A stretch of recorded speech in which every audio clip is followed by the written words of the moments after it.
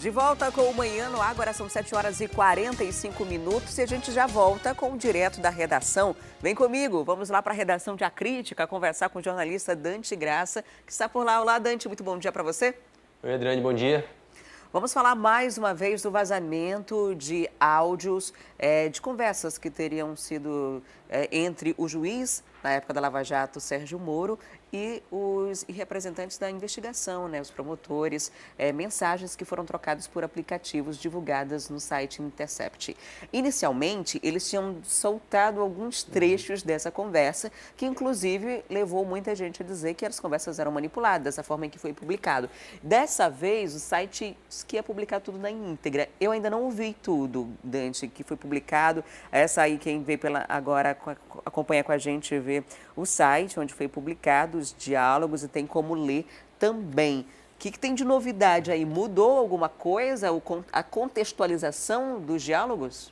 Então, André, a gente tem dois pontos aí interessantes. Eles fizeram essa publicação da conversa na íntegra, muito para se defender também, porque foram muito questionados, muitos daqueles prints iniciais das matérias foram manipulados, tiveram diversas fake news aí para tentar prejudicar um lado ou outro nessa questão. Então eles resolveram publicar as conversas como um todo, mas eles suprimiram dois pontos ali na conversa, que está com uma tarjinha preta, porque eles falam que eles ainda estão investigando esses dois detalhes do diálogo e esses dois pontos devem ser trabalhados em próximas matérias aí do Intercept. Agora, um outro detalhe interessante é que ontem o editor executivo do site, o Leandro Demori, numa entrevista ao Reinaldo Azevedo, ele guardou ali para a entrevista uma revelação que ainda não tinha sido divulgada por eles, Então, coube ao Reinaldo, inclusive, fazer essa divulgação e transformá-la em notícia em primeira mão. Ele mostra uma conversa do Deltan Dallagnol com os procuradores e também com o Sérgio Moro. Ele mandou a mesma mensagem para ambos, para o grupo e para o então juiz, em que ele fala de uma conversa com o ministro Luiz Fux. É a primeira vez que a gente vê alguém do STF sendo citado nessas conversas e é citado de uma maneira muito contundente, de falar que estava do lado da força-tarefa, que eles podiam contar com ele. E aí fala também, cita uma frase do Moro que é "In Fux we trust", que é um trocadilho ali com "In God we trust", que está até inclusive nas moedas norte-americanas. Então isso foi alvo de muita polêmica ontem nessa participação do STF numa conversa, Não é algo adequado, para a gente dizer o mínimo que se tenha esse tipo de conversa. E vale lembrar, que um ano depois dessa conversa, a conversa de 2017, um ano depois dessa conversa, de 2016, um ano depois dessa conversa, eles falam, acontece a morte do Teori Zavascki, que é citado também nessa conversa por ter repreendido o Sérgio Moro, e mais um ano depois, já em 2018, o Luiz Fux foi o responsável por proibir uma entrevista do ex-presidente Lula na cadeia. Então, esses fatos, se eles não mostram de fato nenhum crime, essas conversas não mostram nenhum crime, elas dão um golpe na tal imparcialidade que a Lava Jato sempre disse ter. Elas, de fato, mostram algum tipo de ação ali com um viés ideológico por trás, com algum tipo de partidarismo, vamos dizer assim. Então isso está sendo bastante questionado e ainda não foi, nem o Fux, nem o Deltan se posicionaram a respeito dessa conversa específica. Até então, os posicionamentos que a gente tem, que foram do próprio ministro, que falou muito pouco sobre isso, e também do Deltan Dallagnol, era que é normal esse tipo de conversa. Inclusive, eu estava acompanhando aquela série sobre a Lava Jato, que está o mecanismo, e durante a série, claro que é uma obra fictícia, mas é muito comum esse diálogo entre os investigadores, entre policiais federais e o próprio juiz da Lava Jato, Tanto que eu assisti um dia antes do vazamento, finalizei, pelo menos na série é muito comum. O mesmo discurso é utilizado pelo ministro e pelos investigadores, de que é comum ter esse tipo de diálogo, mas, por outro lado, existem pessoas defendendo que, constitucionalmente, esse tipo de conversa poderia colocar sob júdice o investigador e o julgador do caso. É aquela questão, se todo mundo faz errado, continua sendo errado, Se é comum, não torna isso adequado, É comum... sempre foi comum as propinas e elas eram super ilegais, são super ilegais e são alvos de várias e várias prisões, de várias e várias investigações comandadas pela Lava Jato. Práticas que eram comuns mas eram ilegais. Então, é esse tipo de prática, se ela não mostra nenhum crime, a prática em si, ela é ilegal. Então, ela pressupõe explicações mais adequadas sobre isso. Já está se criando aí uma contranarrativa de que ainda tem muito hacker invadindo Telegrams. Agora, do nada, começou a surgir um monte de conta sendo invadida, né? Então, tudo isso precisa, de fato, ser investigado para saber se tem alguma relação ou não. Não dá para a gente saber agora o que é verdade, o que não é. Tem muita... Agora, Dante, você falou de invasão de contas. Até que ponto uma invasão de conta de perfis hackers na internet pode ser utilizado como uma prova para mudar algum tipo de decisão que já tenha sido tomada anteriormente, né? Porque são decisões que foram discutidas não só em primeira instância, né? Em discussões de segunda instância Sim. também, que passou por vários processos da justiça. A gente estava até discutindo isso aqui ainda agora fora do ar. Tem dois aspectos aí, né? Tem um crime, se houve de fato um hacker, se foi um hacker de fato que conseguiu esses detalhes, ele cometeu um crime. A publicação em si, ela não é um crime, e se essas publicações estão lá e os fatos forem comprovados, já tem uma discussão muito forte se essas provas ilegais podem ser usadas ou não, né? O ministro Gilmar Mendes, que está do STF, já defendeu, inclusive, várias situações que provas, em tese, obtidas ilegalmente podem ser usadas se elas demonstrarem algo muito concreto. Então, isso é algo que certamente vai ser usado, já está sendo usado. Ontem mesmo a gente lembrou que no dia 25 vai ter um julgamento sobre a suspeição do juiz Sérgio Moro no julgamento do Lula.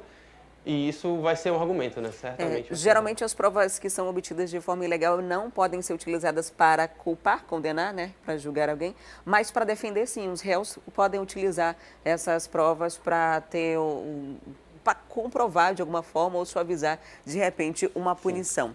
Há uma recomendação da Ordem dos Advogados do Brasil, que se manifestou através de nota para que o ministro se afastasse do cargo, pelo menos por enquanto. Mas, aparentemente, nem o presidente nem o ministro estão preocupados com esse vazamento. Ontem os dois estavam assistindo o jogo, né, do Flamengo. Estavam lá vendo Flamengo e CSA, lá no Mané Garrincha. E não houve posicionamento ainda sobre isso, então não estão dando tanta importância a esses vazamentos. Quem está dando importância mesmo é o outro lado, que é o lado que está se defendendo e está utilizando essas informações para tentar suavizar as coisas ou para tentar desqualificar a operação e as condenações que já foram dadas, né, em vários processos. A gente vai continuar acompanhando para ver o desdobramento, se alguém se posiciona mais uma vez sobre isso.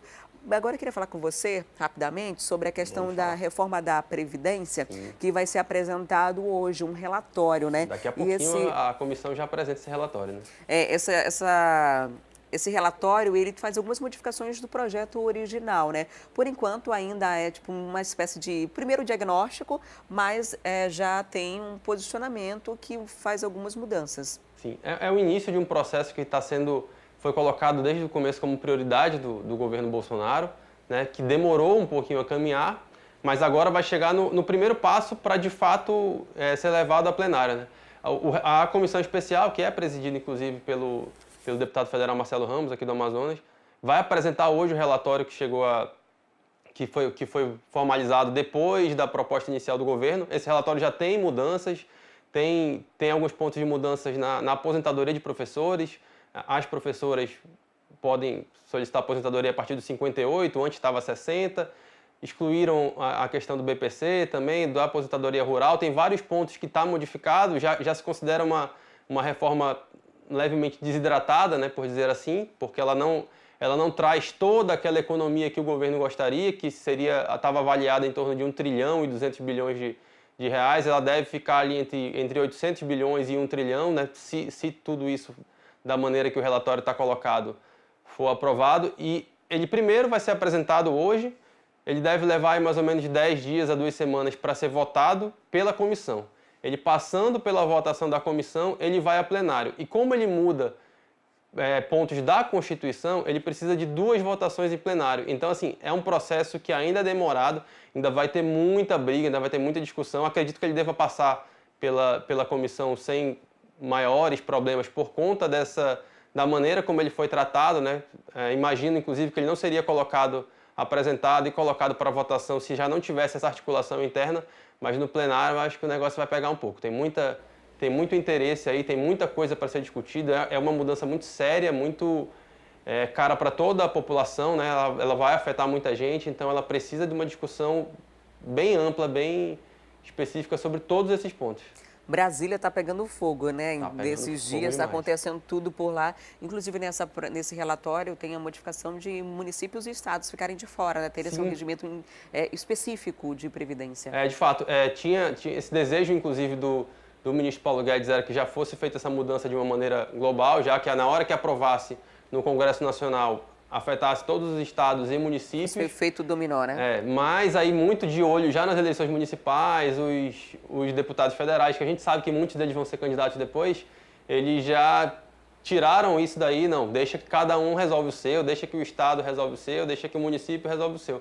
Só que isso aí também vai gerar outro custo político, né? Tudo isso que a gente está vendo agora de discussão, de puxa e encolhe, depois a gente vai ter que ver aqui, depois vai ver na Assembleia, vai ver na Câmara, porque essas mudanças, na hora que elas vêm de lá, se elas já fossem imediatamente replicadas, elas teriam um custo político só, ia ficar só para o governo federal. Agora não, o governo estadual e prefeitura municipal também terão que arcar com esses desgastes aí políticos que geram uma mudança de previdência. E além do custo, tem um trâmite, né? Demora demais. Sim. Quando vai passando por várias esferas. É mais tempo para resolver algo que está trazendo cada vez mais déficit, né, para as contas públicas. Muito obrigada, Dante, por sua participação. Um ótimo dia para você aí na redação de A Crítica. Eu que agradeço, Adriane. Tchau, tchau. Até amanhã. Até lá.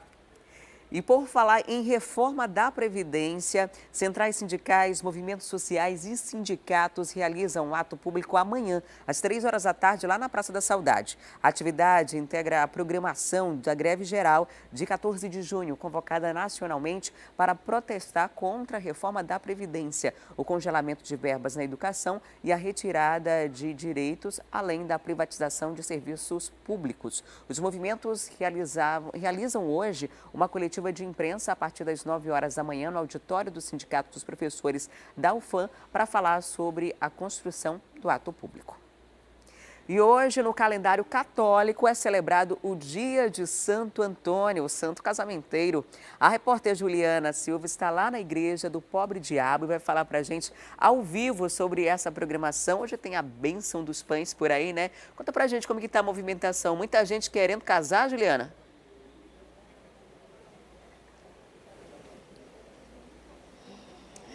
Olá, Adriane. Sim, nós estamos ao vivo aqui da Capela do Pobre Diabo. É um nome até mesmo curioso. Algumas pessoas já começam a chegar. A programação está marcada para iniciar a partir das 8 horas. Estão só esperando o padre lá da igreja de Santa Rita vir para cá, para a capela. E a gente vai mostrar um pouquinho para você essa movimentação. Muita gente já está aqui em clima de oração, fazendo aí as suas preces ao santo, que também é conhecido como o Santo Casamenteiro, porque na verdade ele é o santo das causas impossíveis. O Santo Antônio aí faz parte, né, do grupo dos franciscanos que atendem os pobres, e ele fazia a distribuição de pães. Então é tudo muito ligado uma coisa com a outra, né? Ele viveu aí na cidade de Pádua. Ele nasceu em Lisboa, faleceu na cidade de Pádua em 1231, aos 33 anos. Então, por isso que ele também é conhecido aí como Santo Antônio de Lisboa, Santo Antônio de Pádua, Santo Antônio das Causas Impossíveis. Mas o que importa mesmo é a devoção ao santo. E eu vou conversar aqui com o Fernando, que ele faz parte da administração aqui da igreja, vai falar um pouco sobre essa programação, que é a Bênção dos Pães, que acontece todos os anos aqui na capela, né? E vocês esperam bastante fiéis que venham para cá, o que acontece todos os anos também, né, Fernando? Bom dia. Todo ano a gente distribui os pães começam a chegar dia 12, então nós temos alguns pães fixos, eu distribuí todo dia 12, e dia 13, no caso, vem os pães avulsos, onde a gente distribui. O pão que distribui depois das 8 da manhã até as 6 da tarde. E às 18 horas tem também a procissão, que inclusive eu queria que você falasse para a gente o itinerário, porque vai influenciar no trânsito a procissão? No caso nós temos, já foi solicitado, Manaus Trans, a MTU, já foi tudo resolvido, foi tudo solicitado, a gente solicita isso com antecedência. E vai passar por onde? Ela desce a Rua Borba, pede a Juricaba e só Carvalho Leal para Santa Rita.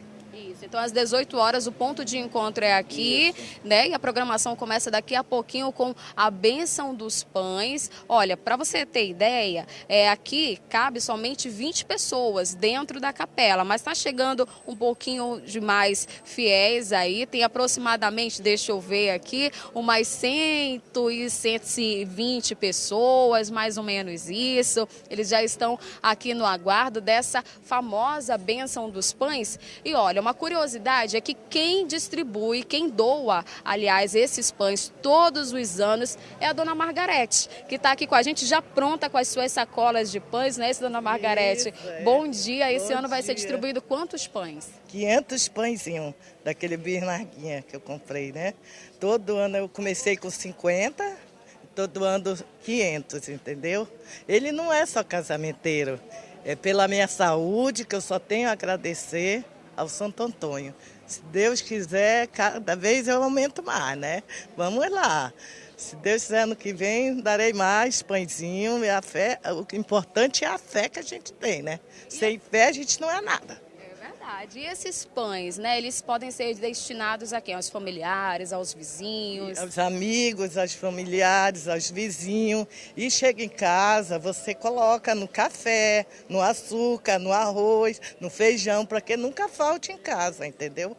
Todo ano eu coloco nas vasilhinhas, coloco ele, agora já tá durinho, tiro aqueles e já coloco novos pães. Ok, entendeu? dona Margarete, Tá. muito obrigada, né? O que importa é realmente a fé, viu? E aqui é uma igreja um pouco que curiosa pelo nome, né? É fruto aí de uma, como eles estavam me explicando aqui, todo mundo, né? De uma penitência aí, né? Fruto de uma oração de um casal, onde um português chamado por Antônio, que morava aqui no bairro da Cachoeirinha, ele ficou muito doente, a esposa dele então fez uma promessa, o que é fruto dessa igreja, e aí ele ficou curado. Então ele era conhecido como pobre diabo. Existe toda uma história aí, né, toda uma lenda em relação a tudo isso. E aí surgiu a capela, que até hoje, né, é aberta ao público uma vez ao ano, mas data-se aí que essa capela foi construída pelo menos aí no século passado, claro, inaugurada em 28 de novembro, viu? E olha, de 1897. A gente vai ficando por aqui acompanhando essa celebração, fica aqui na Rua Borba, que inclusive também lá no município de Borba, viu, Adriane? Para encerrar, também vai acontecer uma grande procissão que todos os anos acontece lá no município. É uma grande festa, viu, Adriane? Imagino, Juliana, tem gente que está querendo que você traga pão hoje. E não é por fartura, não. É porque deixou o Santo Antônio de cabeça para baixo, no copo d'água de castigo para sair do caritó. Então a gente vai estar esperando esse pãozinho Olha aqui, só. tá? Ótimo dia para você. Até daqui a pouco.